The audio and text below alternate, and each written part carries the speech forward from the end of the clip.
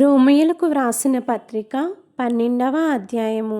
కాబట్టి సహోదరులారా, పరిశుద్ధమును దేవునికి అనుకూలమునునైన సజీవ యాగముగా మీ శరీరములను ఆయనకు సమర్పించుకొనుడని దేవుని వాత్సల్యమును బట్టి మిమ్మును బతిమాలుకొనుచున్నాను. ఇట్టి సేవ మీకు యుక్తమైనది. మీరు ఈ లోక మర్యాదను అనుసరింపక ఉత్తమమును అనుకూలమును సంపూర్ణమునైన దేవుని చిత్తమేదో పరీక్షించి తెలుసుకొనున్నట్లు మీ మనస్సు మారి నూతన మగుట వలన రూపాంతరము పొందుడి.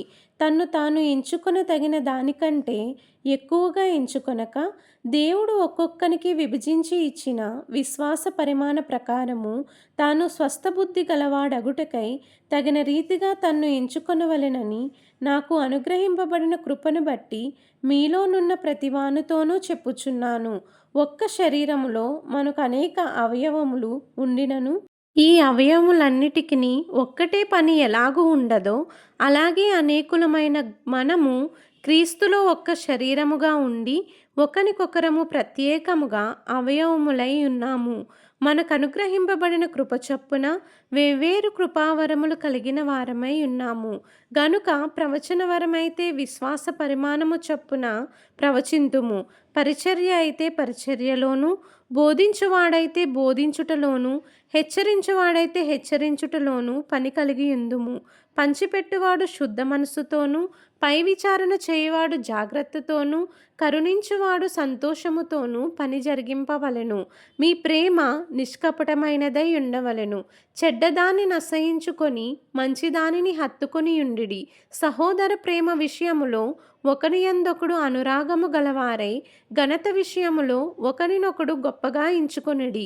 ఆసక్తి విషయంలో మాంద్యులు కాక, ఆత్మయందు తీవ్రత గలవారై ప్రభువుని సేవించుడి. నిరీక్షణ గలవారై సంతోషించుచు, శ్రమయందు ఓర్పు గలవారై ప్రార్థన యందు పట్టుదల కలిగియుండిడి. పరిశుద్ధుల అవసరములలో పాలు పొందుచు శ్రద్ధగా ఆతిథ్యము ఇచ్చుచుండిడి. మిమ్మును హింసించు వారిని దీవించుడు గాని శపించవద్దు. సంతోషించు వారితో సంతోషించుడి, ఏడ్చు వారితో ఏడువుడి. ఒకరితో ఒకడు మనస్సు కలిగియుండుడి. హెచ్చువాటి యందు మనస్సుంచక తగ్గువాటి యందు ఆసక్తులై ఉండుడి. మీకు మీరే బుద్ధిమంతులమని అనుకొనవద్దు. కీడుకు ప్రతి కీడెవనికినీ చేయవద్దు. మనుష్యులందరి దృష్టికి యోగ్యమైన వాటిని గూర్చి ఆలోచన కలిగియుండిడి. శక్యమైతే మీ చేతనైనంత మట్టుకు సమస్త మనుషులతో సమాధానముగా ఉండుడి.